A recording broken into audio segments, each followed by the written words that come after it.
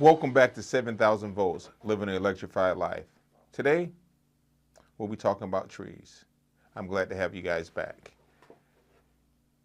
Trees grow in two different directions at the same time. And it's almost like life if you're a philosopher and if you look at the difference in what trees do and in our human nature is what we do. We're going to focus on what trees do. Trees grow in two different directions at the same time. And the direction we want to focus on today is the downward direction that the tree grows, and that's called the root system. Like in life, whether you're building a house or a business, you have to have a good foundation. So a lot of times people see what happens on the upward position, which is the tree body itself. They see the beautiful trees with the flowers.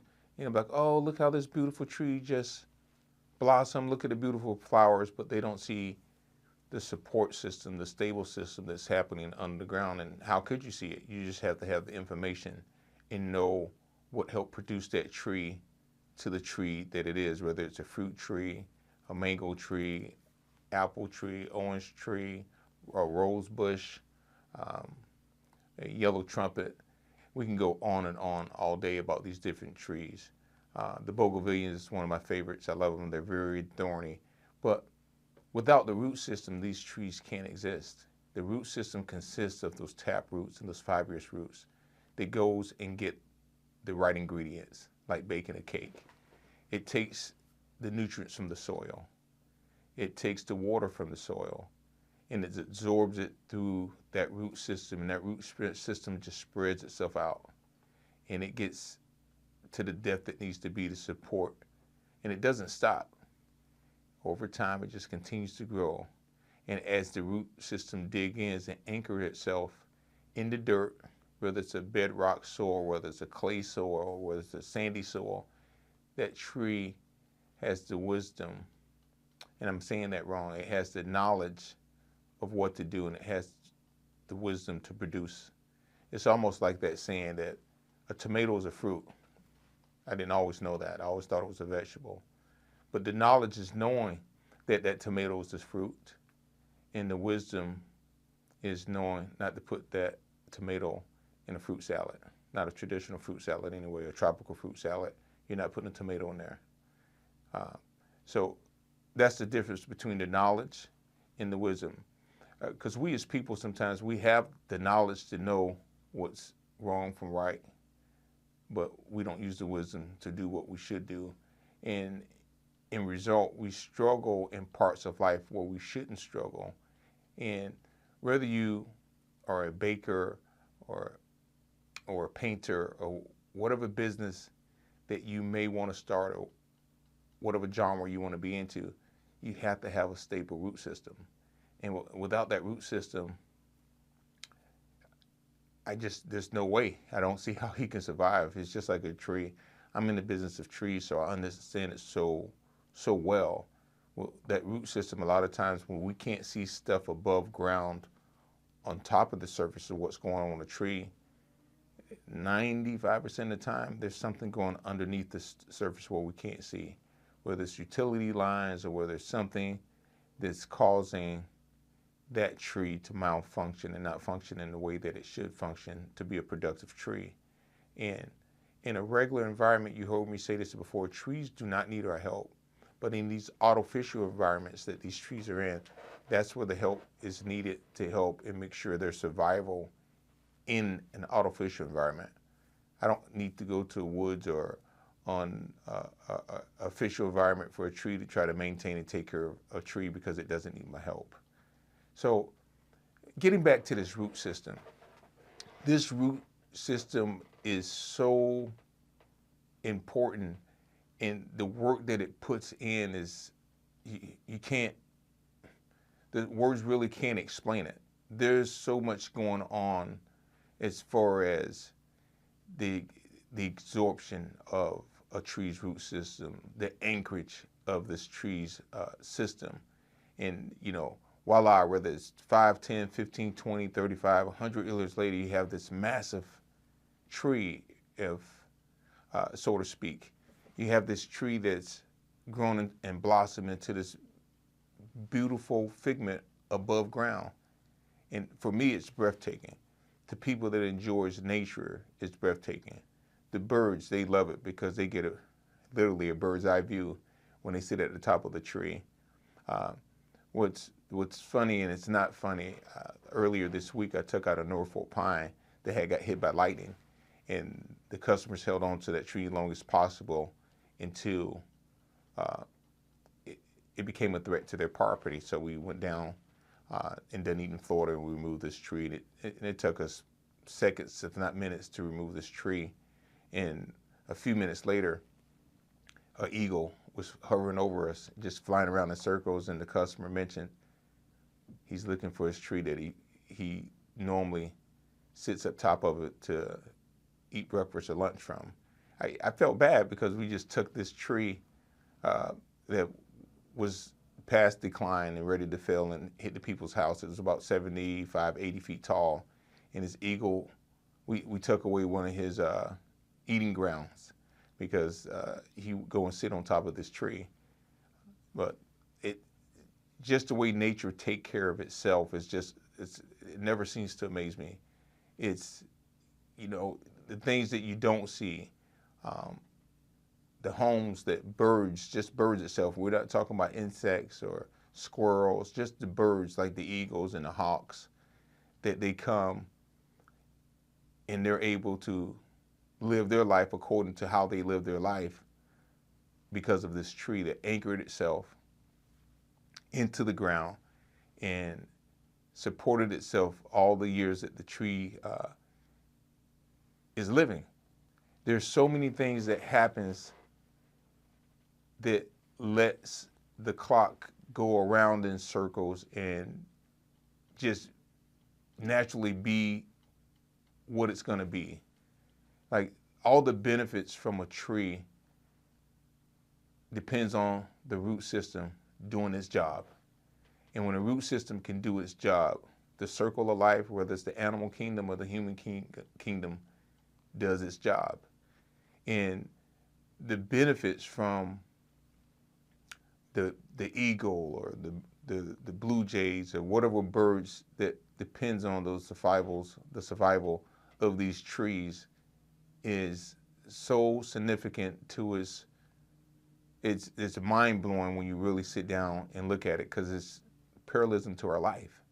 It's like a true leader, a true business owner, a true person that generally just wants to do the right thing and build a solid business and have a good life with their family where they can be solid, understands this concept in a different context, and they don't look at it as a root system of the tree. But since I'm a certified arborist and I do trees, I'm giving you the parallelism through a root system, because that's what life is. You have to have that strong root system in order to take care of your family, in order to survive this circle of life, and to be able to help others in the time of need, and just to be that person, that guy, that gal, that woman that's going to make a difference in somebody else's life.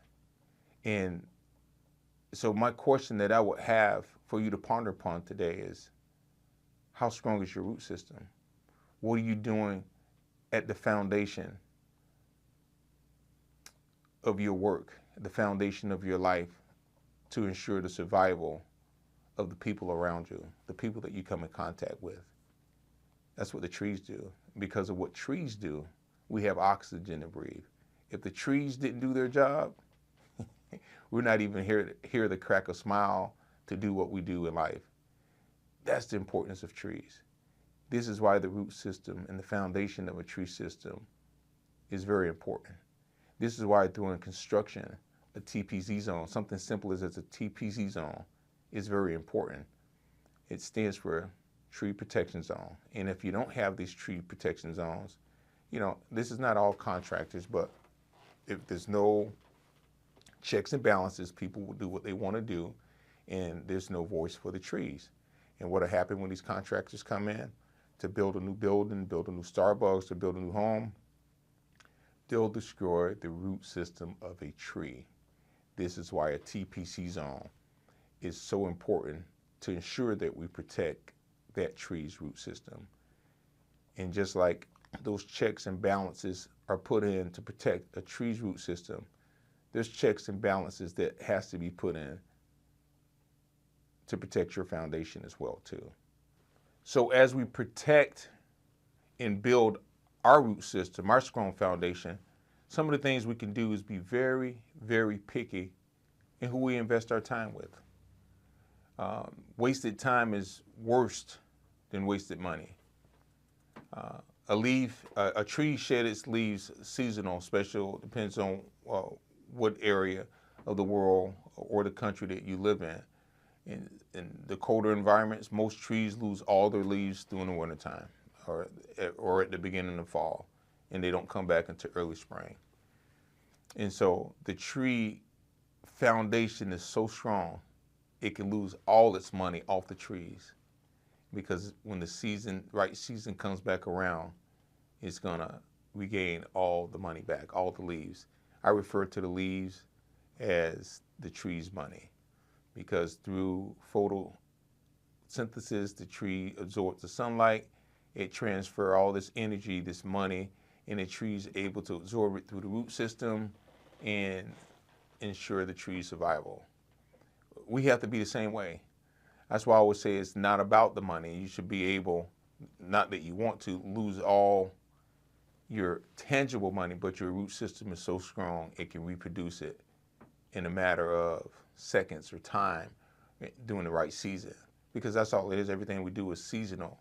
And we have to recognize it. And so the tree don't have to be taught how to recognize it. It's in its DNA. It's natural for them. And what ruins it for trees are all the artificial environments that the trees are put into. And thank God for the people before my time and before a lot of people's times saw that years and years and years ago, and they came up with systems to protect the trees' survival. Because trees they provide so many benefits outside of oxygen. The very table that's sitting next to me, the very chair that I'm sitting in, the very colors that we see in life, it had a foundation. And that foundation is so strong, it's going to ensure life beyond this generation and the next. If you ever looked at a diagram or a picture of a tree's root system, it's almost identical to the branches above the tree. And it branches out and it anchors itself to be stable. And just like in life, sometimes we have to branch out. We have to learn new concepts and ideas in order to grow. There's going to be challenging times, but there's never a reason not to smile. There's never a reason not to want to advance yourself. Although you're going to have those days, and Lord knows I had those days this week, those challenging times that come in life that pushes you to the brink of destruction, pushes you to the brink of wanting to throw in the towel. But it's because of that strong root system that you have within. My strong root system is anchored in God, and He leads and guides me through His Word. And because sometimes you just got to spend time with Him. And because of that time that I spend with Him, my foundation is built on a solid rock.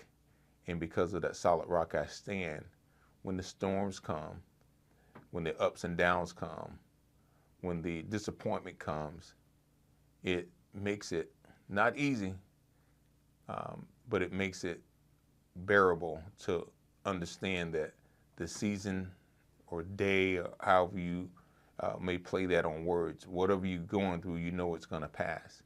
It may not feel like it. I can promise you this week was one of those weeks that everything that could have happened did happen.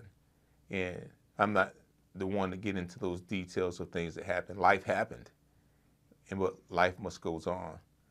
So this is not that show that you're going to hear me bicker and complain about this broke, that didn't work, and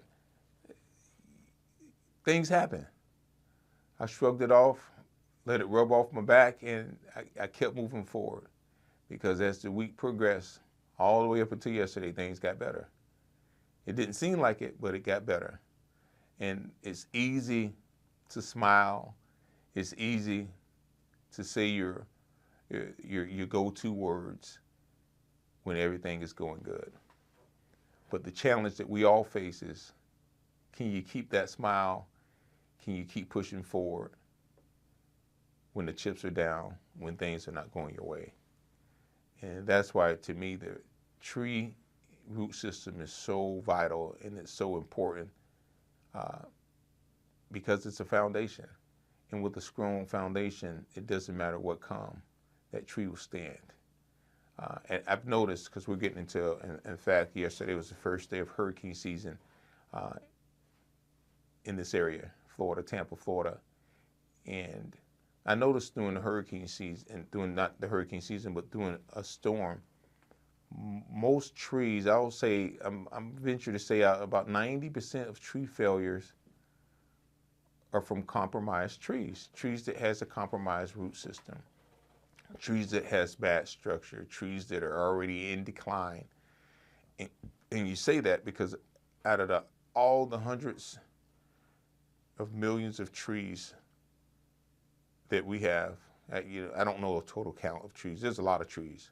And at all of those trees, you only have a handful of trees that fail. Even at a Cat 5 or a Cat 6. Why do you, and it's so small of a percentage, it's like you have a lot of trees that fall, but it's not even scratching the surface. And all your other healthy trees that are good are still around. I've never seen a storm come and wipe out all the trees. But sometimes that's what they sell you in the media. Oh, these trees are going to fall during a storm, and I have to answer these questions because people are in so much fear when they call you out during hurricane season. They're like, I don't want this tree to fall on my house. And sometimes I have to tell them, I say, man, you got a better chance of winning the lottery than this tree falling on your house, especially when after evaluation of the tree, understanding that the tree is very sound, very healthy, have the right structure, and there's no signs of this tree failing. And that's just the reality of a balanced, strong tree. A storm is not strong enough to take out a balanced, strong tree. How can I say that, and why do I say that? Well, why do they consider one building the shelter and not the other building the shelter? Because the buildings they consider shelters are buildings that's fortified and has a strong foundation. That's why they can use a school or certain buildings, certain churches, they're deemed a refuge building.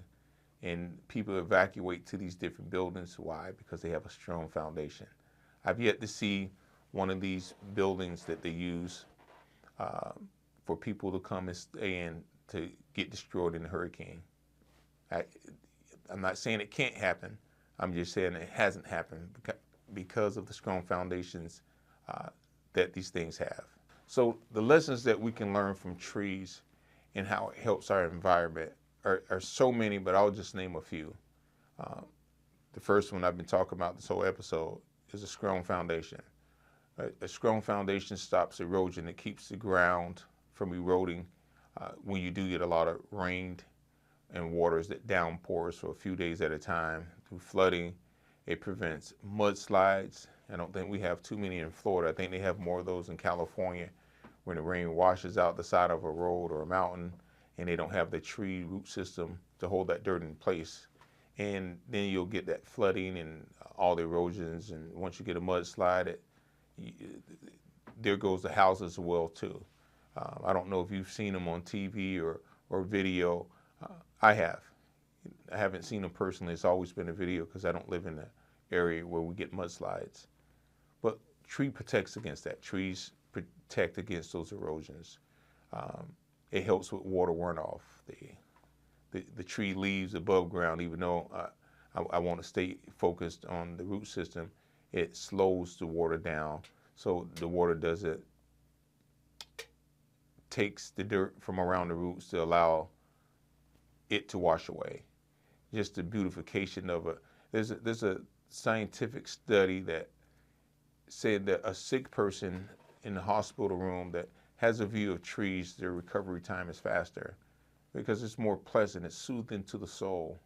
I mean, for God's sakes, we're made from dirt, according to the Bible.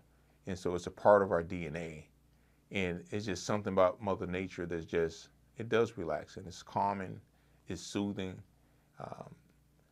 And I love personally being able to go to a park and sit up under a nice tree and enjoy the breeze. That's the coolest place to be during summertime. If you're not inside of a building, you just get up on one of those oak trees or cypress trees or sycamore trees, and it's always probably 10 to 15 degrees cooler because of the breeze and the shade that it provides, and it protects against the sun. And so that's just a few of the benefits. The mental aspect of it, the physical aspect of it. Trees are so important, and for people that are not into it, I'm not asking you to be into a tree, but it's free entertainment. It's something that can bring you peace and happiness, just respecting their being and understanding what they do and how they affect your life directly and indirectly. Trees are so important, and I believe that trees has a communication system and networking system that's just unmatched. Like, I believe when their leaves blow in the wind, they're communicating in some kind of way or form. They're alerting each other of whatever they're talking about, but I can imagine a older tree talking to the younger tree, and a conversation saying, might go a little something like this. Hey, buddy, I'm looking at your root system down here. You need to keep digging a little stronger. There's a storm coming, and unless if you don't want to go, you need to anchor yourself a little deeper. And the lazy tree may answer back about, I thought I was deep enough. It's a young man, young girl, you're not deep enough. Keep digging. And you can sometimes seem like these trees are having conversation because the leaves are shaking and rumbling a little different. I often wonder that. You're just watching a conversation go on between two trees. And I imagine myself talking to these trees at times when I'm doing my evaluations. And it's like the power that you have with some of these trees. You're choosing life and death for them sometimes if they're so compromised, and sometimes they, either they're happy to see you or they're not happy to see you. Again, because of the artificial environment that they're in. I was driving to Odessa the other day, and I'm looking at these trees in the field that's done lived their life, and they had nothing left in the tank, and they just killed over, and they just laying in the wilderness. And because it's not an environment where it's a conflict with human nature, they just lay there in the field until somebody come and use that wood for firewood, or it get blown away in a storm or something. But it never seems to amaze me that a communication system that a tree may have, it ain't no made. It's, we don't have a microphone. We don't have that radio wave where we can tap in and actually see or hear what these trees are saying. And I always see it in a positive light. I see these trees trying to help each other in some way, shape, or form. I see these trees communicating to ensure the survival of their particular species. I see these trees blend in like camellias. I've seen palm trees, even though a palm is not a tree, it's just a tall monocot. I see these trees where they coexist to each other, wrap themselves around each other, and they grow together. It's two different species, not even in the same genus or the same family, but they still blend and grow and survive together. I can imagine some of these palms and camphor trees that get sprouted at the trunk of a laurel oak or live oak, when they wrap and intertwine together and they grow together, sharing the same root system. This nature is so unique and so overwhelming, and I appreciate it from where it's at. and my understanding to grow to even know more. Even as I speak today, I long to learn even more about trees. Even after I'm retired from doing tree work, I could never lose my love for the tree work itself, because it has helped me grow as a person, as a man, as a father, as a business owner. It just helped me as a person just to understand the dynamics of a tree system and how it works. And from my understanding of that, it allows my faith in God to grow even stronger. It allows me as a business owner and a father to grow even stronger just by following a simple system of a tree system.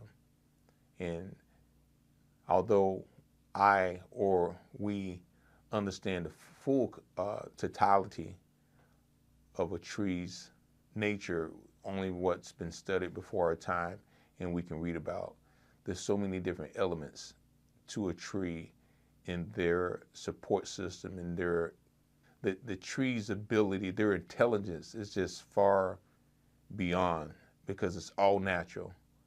It is natural from the Creator itself. They're tapped into that source of intelligence to allow their survival. And we can tap into the same type of source as a Christian, as a person of faith. We can tap into that rock. We can tap into that root system and be anchored to ensure our survival of our family and our brothers and our sisters and our friends and family, by being tapped in to the right root system, to the right